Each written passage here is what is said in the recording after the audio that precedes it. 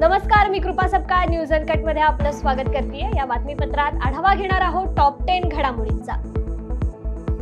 स्वर्गीय पतंगराव कदम यांच्या पूर्णाकृती पुतळ्याचं अनावरण आणि स्मारकाचं लोकार्पण सोहळा थोड्याच वेळामध्ये काँग्रेसचे नेते राहुल गांधी, मल्लिकार्जुन खरगे आणि शरद पवार यांच्या उपस्थितीत होणार आहे। त्यानंतर राहुल गांधी, मल्लिकार्जुन खरगे आणि शरद पवार यांची मोठी जंगी सभा होणार आहे। एक प्रकारे आगामी विधानसभा निवडणुकीच्या प्रचाराचा नारळ राहुल गांधी सांगलीच्या सभेतून फोडणार आहेत। काँग्रेस, राष्ट्रवादीचे नेते उपस्थित राहत असताना उद्धव ठाकरे मात्र अनुपस्थित राहणार आहेत। तरीही ठाकरे गटाचे कोणी पदाधिकारी उपस्थित राहणार का, याकडे सगळ्यांचंच लक्ष लागलंय।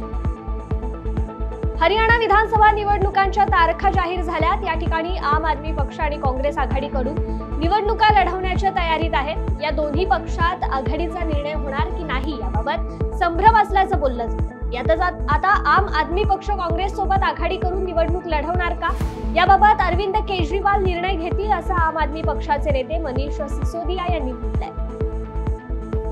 भाजप नेत्यांना खोट्या गुन्ह्यात अडकवण्याचा प्रयत्न केल्याप्रकरणी माजी गृहमंत्री अनिल देशमुख यांच्यावर सीबीआयने एक नवा एफआयआर दाखल केलाय। उपमुख्यमंत्री देवेंद्र फडणवीस यांनी विधानसभेच्या अध्यक्षांना एक पेन ड्राईव्ह दिला होता। त्यात संभाषणांच्या काही फाईल होत्या। त्यांच्या अनुषंगाने सुमारे 2 वर्षे प्राथमिक चौकशी झाल्यानंतर सीबीआयने आता हे मोठं पाऊल उचललंय। विद्यापीठाने विकसित प्रक्षेत्रावर पूर्णतः संगणकीकरण तसेच यांत्रिकीकरण करून स्वयंचलित शेती विकसित करावी, तसेच ड्रोनद्वारे फवारणीबाबत चर्चा करून ड्रोन फवारणीसाठी विद्यापीठाने सध्या आकारलेला दर कमी करावा, ड्रोनचा वापर सध्या नुकसान झालेल्या पिकांची पाहणी करण्यासाठी करावा आणि पिकांचे कितपत नुकसान झाले याचा अंदाज द्यावा, असे निर्देश कृषी मंत्री धनंजय मुंडे यांनी काल आयोजित केलेल्या आढावा बैठकीत दिले। झारखंडचे मुख्यमंत्री हेमंत सोरेन यांनी काल एक मोठी घोषणा करताना युवतींना मोठी खुशखबर दिली आहे। मुख्यमंत्र्यांच्या घोषणेनुसार आता 18 ते 20 वयोगटातील मुलींनाही मुख्यमंत्री मैया सन्मान योजनेत समाविष्ट केलं जाणार आहे। या सर्व भगिनींचे फॉर्म शासन तुमच्या दारी या कार्यक्रमात भरले जातील आणि कायदा होताच त्या लाखो मुलींच्या खात्यात मानधनही जमा होईल, अशी माहिती खुद्द मुख्यमंत्र्यांनी दिली आहे। नुकत्याच सुरू झालेल्या या योजनेचा लाभ आतापर्यंत 21 ते 50 वर्षे वयोगटातील महिलांना दिला जात होता। या योजनेअंतर्गत या महिलांना दरमहा 1000 रुपये मिळत आहेत। आमदार, खासदार किंवा मंत्री होण्यासाठी किमान पात्रता अनिवार्य न केल्याबद्दल भारताचे पहिले राष्ट्रपती डॉक्टर राजेंद्र प्रसाद यांनी खेद व्यक्त केला होता। राज्यघटना स्वीकारून 75 वर्षे झाली तरी याची अद्याप दखल घेतली गेली नाही, अशी खंत पंजाब आणि हरियाणा उच्च न्यायालयाने व्यक्त केली आहे। लोकप्रतिनिधींच्या शैक्षणिक पात्रतेच्या निकषांबाबत हायकोर्टाने निरीक्षण नोंदवलंय की डॉक्टर राजेंद्र प्रसाद यांनी आमदार, खासदारांसाठी किमान शैक्षणिक पात्रता अनिवार्य नसल्याबद्दल खेद व्यक्त केला होता। याची अद्याप दखल घेतलेली नाहीये। हे सुशिक्षित नागरिकांसाठी डोळे उघडणारे आहे। नवसाला पावणारा अशी ख्याती असलेला आणि जगभरात प्रसिद्ध असलेला लालबागच्या राजाच्या चरणी नतमस्तक होण्यासाठी भाविक दरवर्षीच मोठी गर्दी करत असतात। अनेक सेलिब्रिटी देखील लालबाग राजाच्या चरणी लीन होण्यासाठी हजेरी लावतात। लालबाग राजाच्या चरणी नतमस्तक होण्यासाठी देश विदेशातील व्हीव्हीआयपी देखील उपस्थित राहतात।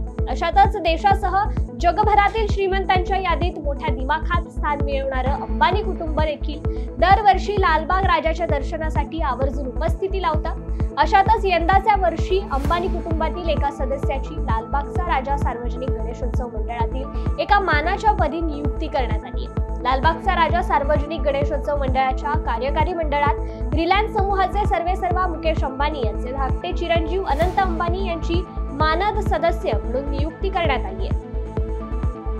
गणेशोत्सवात मोठ्या प्रमाणावर भाविक शहरात येत असतात। यावेळी अनेकदा सोने, पाकिटे, मौल्यवान वस्तू अशा अनेक गोष्टींच्या चोऱ्या होत असतात। या काळात कोणतेही गुन्हे घडू नयेत, त्यावर आळा बसावा या कारणास्तव आता शहरात ठिकठिकाणी सीसीटीव्ही कॅमेऱ्यांची नजर असणार आहे।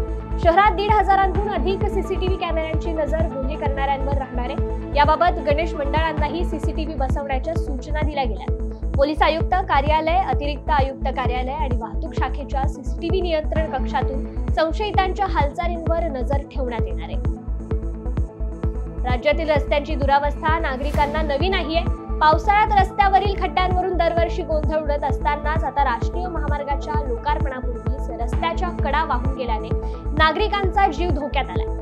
महाराष्ट्र, मध्य प्रदेश या आंतरराज्यीय राष्ट्रीय महामार्गाचं काम सुरू होऊन आता 6 वर्षांचा कालावधी लोटल्यानंतरही बांधकाम संथ गतीने सुरू असून नुकत्याच झालेल्या अतिवृष्टीत रस्त्याच्या कडाच वाहून गेल्याने खळबळ उडाली। या रस्त्यावरून ओव्हरलोड भरधाव वाहनं धावत असल्याने मोठ्या अपघाताची शक्यता निर्माण झाली आहे। आता या रस्त्याच्या बांधकामावर प्रश्नचिन्ह उभं राहिलं असून चौकशी करून दोषींवर कारवाई करण्याची राष्ट्रवादी शरद पवार पक्षाच्या युवक अध्यक्षांनी मागणी केली आहे। राज्यात पावसाचा जोर वाढल्याचं चित्र पाहायला मिळतंय। अनेक ठिकाणी पावसामुळे जनजीवन विस्कळीत झालंय। नदी नाले दुथडी भरून वाहत आहेत। दरम्यान चांगल्या पावसामुळे धरणांच्या पाणीसाठ्यात देखील मोठी वाढ झाली आहे। राज्यातील सर्व प्रमुख धरणातील पाणीसाठा 82.24% गेला। मागील वर्षी याच कालावधीत राज्यातील प्रमुख धरणांमधील जलसाठा हा 64.76% इतका होता। वेळ झाल्या बातमीसह टॉप 10 मध्ये इथेच थांबायची। पाहत रहा